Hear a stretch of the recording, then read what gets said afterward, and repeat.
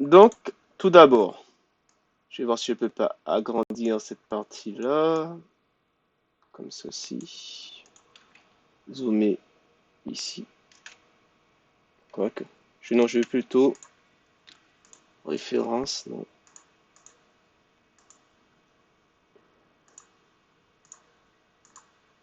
Mise en marge étroite et augmenter la police. Voilà. Vous voyez bien comme ça? Ah oui, comme l'a dit l'un de vos camarades, j'enlève, voilà. Bon, donc on va commencer. Schématisons mes valeurs efficaces V, I, U et J. Donc ici, comment pour les schématiser?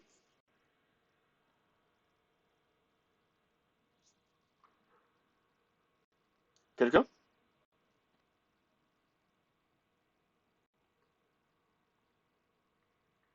Comment pourrait-on les schématiser?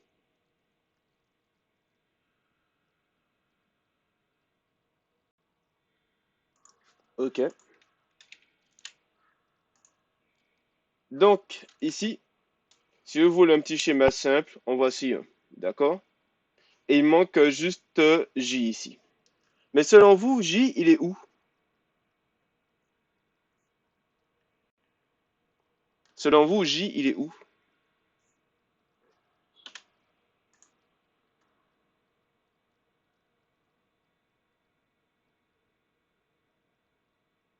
Parce que là, on a bien V, on a bien I, on a bien U, mais on n'a pas J.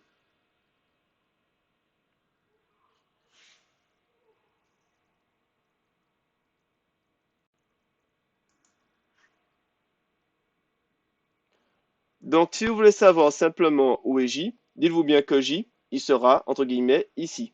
En fait, J, c'est l'ampérage entre deux phases, d'accord? Mais simplement, on ne peut pas juste relier deux phases comme ça. Si vous faites ça, vous créez juste un magnifique court-circuit. Donc, une fois que vous avez mis votre moteur, par exemple, en montage triangle, et seulement dans cette configuration-là, vous avez un J qui va apparaître. Mais autrement, par exemple, ici, là, il n'y a pas de J. D'accord? Donc, schématiser les grandeurs efficaces V, I, U, J. Voilà, elles sont schématisées. Ensuite, on nous demande de calculer leur valeur. Comment va-t-on faire pour calculer leur valeur?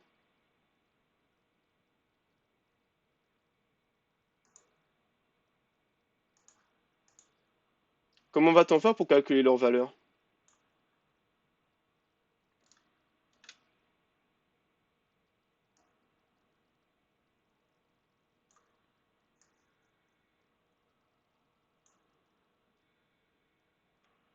Je vais essayer de parler aussi moins vite, hein, d'accord? Donc, ici, on vient de schématiser V, I, U, J. D'accord? Retenez simplement que le V1, V2, V3, c'est V. Vous prenez simplement celui de votre choix. Le I1, I2, I3, c'est I. Vous prenez également là celui de votre choix. Et le U1, 2, etc. Enfin bref, vous avez compris le délire. Et il manquait juste un petit dernier ici qui était le J, que je vais mettre juste après. Il me faut juste mettre un petit encadré pour lui. Parce que c'est, voilà. Mais maintenant qu'on a schématisé tout ça, il nous faut maintenant calculer leur valeur. C'est-à-dire qu'il nous faut trouver ce que vaut V, ce que vaut I, ce que vaut U et ce que vaut J. Et ici, comment va-t-on faire selon vous?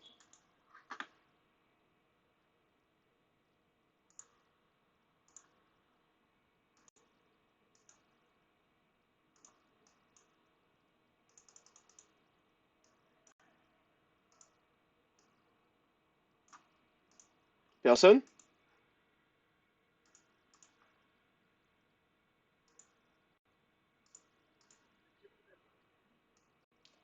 Très bien. En vérité, les valeurs sont déjà données. Attendez. J'ai le ménage pour les deux couplages, calculer leur valeur. Non, autant pour moi, j'ai dit une bêtise, hein. Cette question devra être reformulée. Parce que même si les valeurs sont déjà données, entre guillemets, ici, quoique. Ah, ok, d'accord. Donc oui, oui, oui, on va donner les valeurs par rapport à ceux qu'on a ici. D'accord. Donc on va simplement s'appuyer ici sur ceux qu'on a là. D'accord? Pour rappel, la tension qui est là et la tension qui est là, ce sont des grandeurs, si j'ai bonne mémoire, phase, phase. C'est bien ça, tension, phase, phase pour les deux, d'accord? En fait, super attention à ça. Donc maintenant, entre guillemets, on va calculer leurs valeurs, mais ce n'est pas entre guillemets la peine parce qu'elles sont déjà données. Enfin, en tout cas, pour une partie d'entre elles. Donc, en regardant le tableau,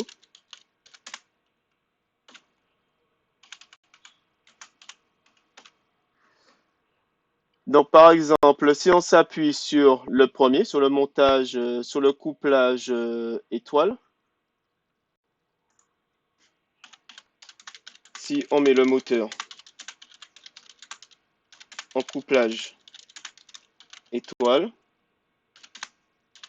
on doit alors avoir les grandeurs suivantes. Et ici, on va mettre simplement nos quatre grandeurs. Voilà, insertion, est-ce que c'est? Tac. Si je vais trop lentement, vous me dites, hein, d'accord? Ou si vous considérez que ça, vous savez le faire, vous me le dites également et je passe à la suite. Donc, on a V, I, U, J. Voilà. Donc ici, V, pour rappel, c'est la tension phase neutre. Est-ce qu'on a cette tension-là pour l'instant? La réponse est non, car ce qu'on a là, c'est que des tensions phase-phase, d'accord? Donc, pour l'instant, on va s'intéresser qu'à la partie, pour rappel, hein, couplage étoile, pas étoile, couplage triangle. Voilà, qu'à cette partie-là. Et ici, du coup, vu que c'est la tension phase-phase, donc V, on ne l'a pas, mais U, on l'a. U, c'est 230 volts. Et le A qui est là, c'est le courant de ligne, donc c'est notre fameux I. I, du coup, c'est 7,5 ampères. Et donc, maintenant, ce qu'il nous reste simplement à calculer, c'est V et J. V et J, selon vous, comment va-t-on faire? On va simplement reprendre les formules qu'on avait auparavant. D'accord? Ok, merci. Donc, U divisé par racine carrée de 3, ce qui vaut 230 divisé par racine carrée de 3. Et ça vaut combien? Merci.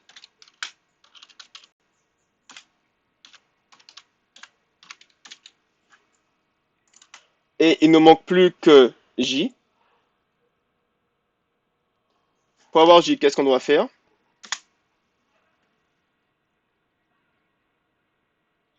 Ok. I divisé par racine carrée de 3. Ce qui vaut 7,5 ampères divisé par racine carrée de 3. Et donc ça vaut combien? 4,33 ampères. Très bien. N'hésitez pas également à participer, hein, vous autres, d'accord? De cette manière-là, je peux savoir si vous tous suivez. C'est-à-dire que lorsqu'on est en cours, en fait, quand je vois qu'il y en a un qui semble pas suivre ou qui semble ne pas comprendre, je peux directement l'appeler, mais là, comme je ne vous vois pas, du coup, je ne peux pas savoir si vous comprenez vraiment ou pas ce que je raconte. Donc, si vous voyez qu'il y a un problème ou si vous voulez simplement participer, n'hésitez surtout pas. Ne soyez pas timide. Et maintenant, on va mettre le moteur non plus en couplage étoile, mais en couplage... Que j'ai écrit comme bêtise? Ici, c'est pas étoile, hein, c'est triangle. Donc maintenant, on va mettre le tableau en couplage étoile. Pas le tableau, le moteur en couplage étoile. D'accord? Et à nouveau, là, on va regarder sur notre plaque et on voit que le couplage étoile, c'est ce qui est juste en bas. Donc à nouveau, on a automatiquement I qui vaut 4,3 ampères. On a automatiquement U qui vaut 400 volts. Et donc vous devez trouver V ainsi que J. À nouveau, les techniques sont exactement les mêmes.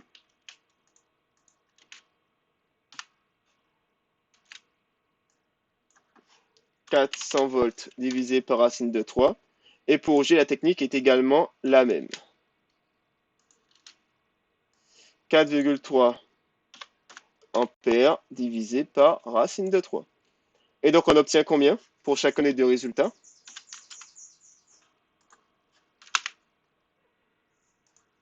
On obtient combien pour chacun des deux résultats?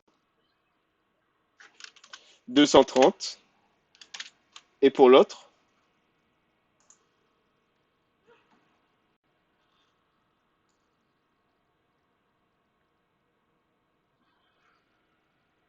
2,5 ampères. Très bien. Et voilà. Est-ce que déjà ça, pour vous, c'était compliqué? Ok. Et maintenant qu'on a fait ça, qu'on a regardé pour les deux couplages ce qu'on devait avoir au niveau de notre ligne électrique, on va maintenant regarder quel couplage adopter. D'accord? Par exemple pour le réseau français et ensuite pour le réseau américain.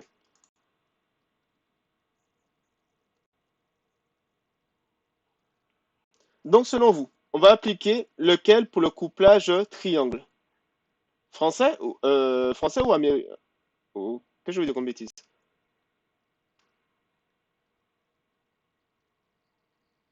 Oui, c'est bien ça. Quel couplage va-t-on adopter pour le réseau français, selon vous?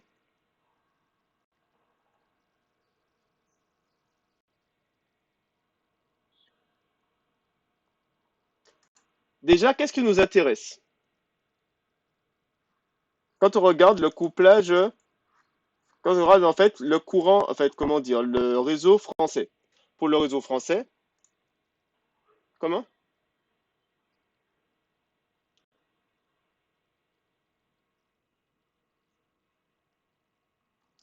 Le triangle, c'est américain. Attends.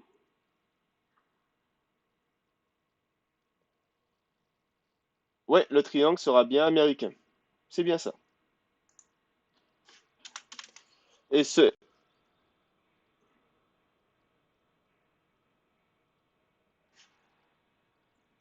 très bien.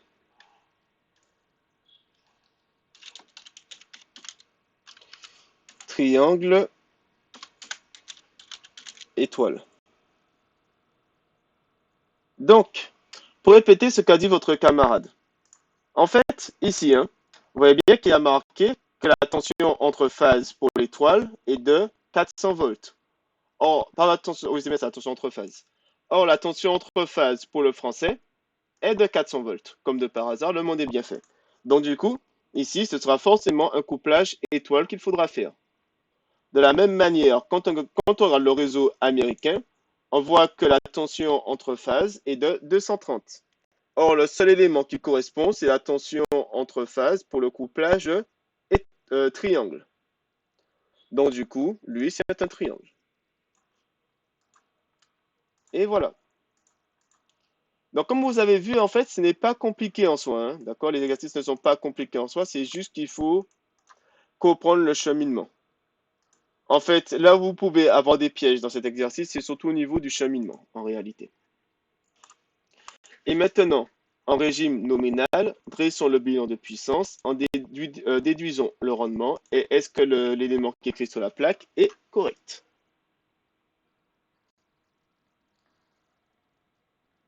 Donc le bilan des puissances, ce qu'on fait simplement, on reprend le schéma qu'on avait ici. On va tenter de le compléter par nous-mêmes.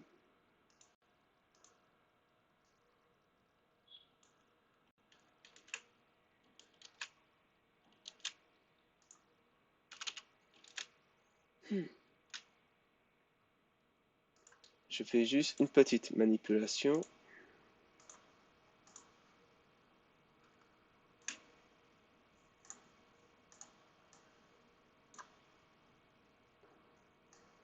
Ok, c'est pas vraiment ce que je voulais faire. Bon, on va rester comme ça au début.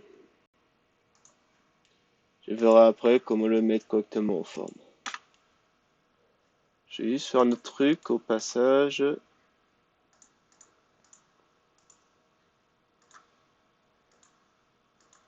Voilà.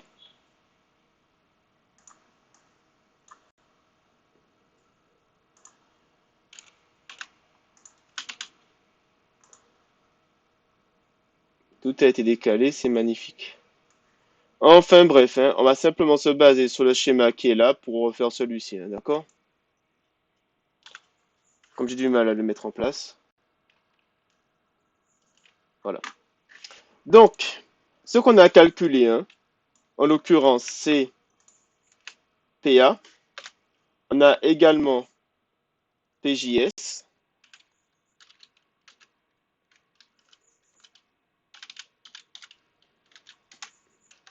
On a également PFS.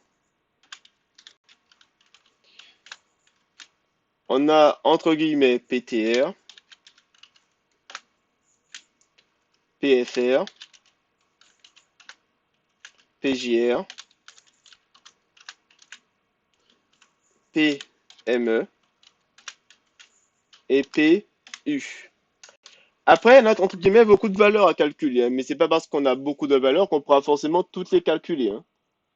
Ça, il faut en être conscient. Donc, déjà, celui-ci.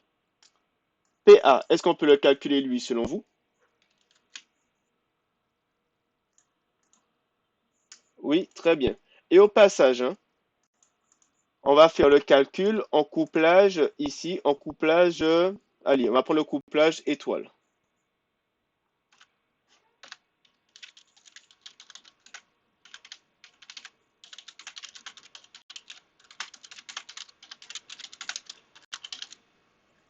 Donc, PA, qu'est-ce qu'on a? On a ceci, c'est-à-dire 3 fois V, très bien,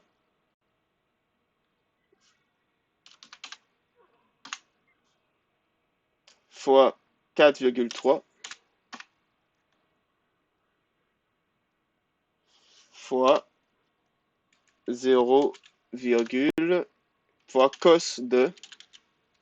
Attends, ah non, le cos est déjà mis en fait, soit 0,82. Voilà. En fait, la valeur qui est là, c'est la valeur avec déjà le cos hein, d'appliquer. Donc, vous faites simplement ce petit calcul et vous obtenez combien?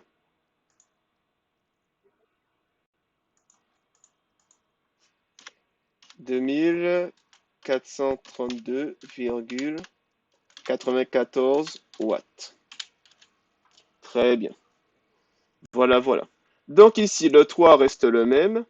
Le V, pourquoi pour le V on a mis 230? Parce qu'on est en couplage étoile et dans le couplage étoile, le V vaut 230. Le I, de la même manière, on l'a là. Et enfin, le 0,82, il vient de là. Voilà.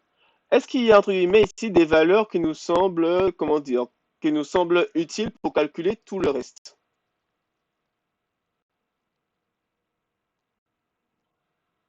Est-ce que selon vous, parmi les choses qu'on a là, on a des valeurs utiles pour calculer tout le reste? Non, sauf pour PU. Tout cela qui est déjà donné, mais on va quand même le calculer. Attends, est-ce qu'on peut le calculer? Ah non, on ne peut pas le calculer. Il est 1,8. Ok.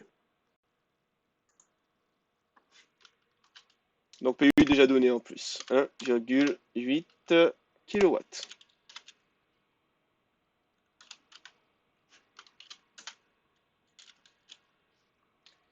Voilà.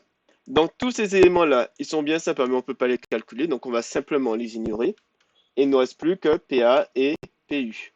Et c'est pour ça que je vous disais que c'est pas forcément ceci à retenir par cœur, parce que généralement, vous n'aurez pas toutes les valeurs dans vos mains. Autant pour le moteur continu, on fera l'effort de vous donner plein de valeurs, autant pour ce type de moteur, pas forcément. Voilà. Donc on a dressé le bilan en couplage étoile. On va également dresser le bilan en couplage triangle. D'accord? Pour regarder, est-ce que, pardon, on n'a pas quelque chose de différent? Parce que là, en fait, on n'a rien précisé, mine de rien.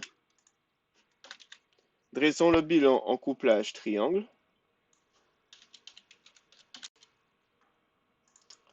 Alors, cette fois-ci, là, qu'est-ce qu'on va écrire?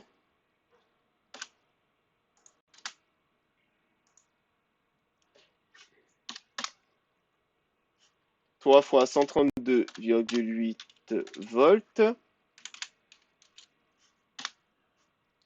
7,5 ampères, fois 7,5 ampères, fois 0,82. Et on obtient combien?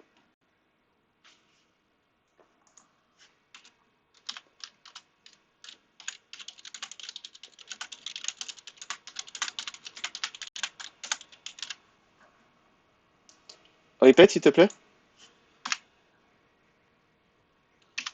2450,16 watts. Et donc là, vous remarquez simplement que les valeurs ici et là sont extrêmement proches. Donc retenez simplement que en régime nominal et en suivant les caractéristiques de ce qu'on a sur la plaque, on a exactement la même chose, quel que soit le couplage. La même chose en puissance absorbée et la même chose du coup en puissance qui ressort. D'accord? Et après, ici, pourquoi 132,8 volts? Parce que comme on l'avait calculé pour le couplage triangle, V vaut 132,8 volts. Ni plus ni moins.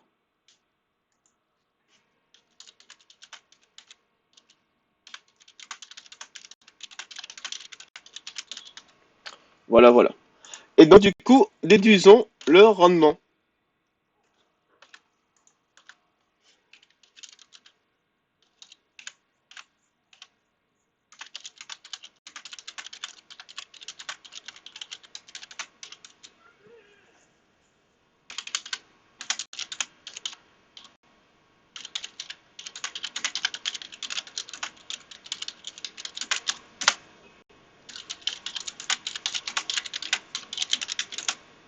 Ça donne 0,76 le rendement. Le rendement, voilà.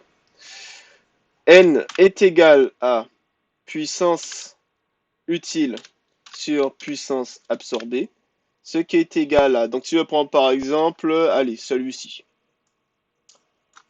on obtient 1,8 kW divisé par 2,4, 2,42, allez, kW. N'oubliez pas qu'il faut forcément qu'on ait, entre guillemets, la même unité en haut et en bas, sinon ce n'est pas calculable. Et ça, c'est égal à 0,76 d'après votre camarade, soit 76, 76%. Ah, 73, autant pour moi. Voilà. Donc on a le rendement. Et maintenant, on vous pose une question simple. Est-ce que celui qui est indiqué sous la plaque est correct?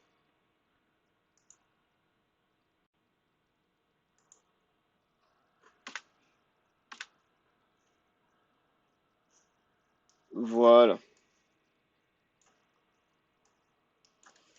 Donc là, du coup, vous écrivez bien que proche.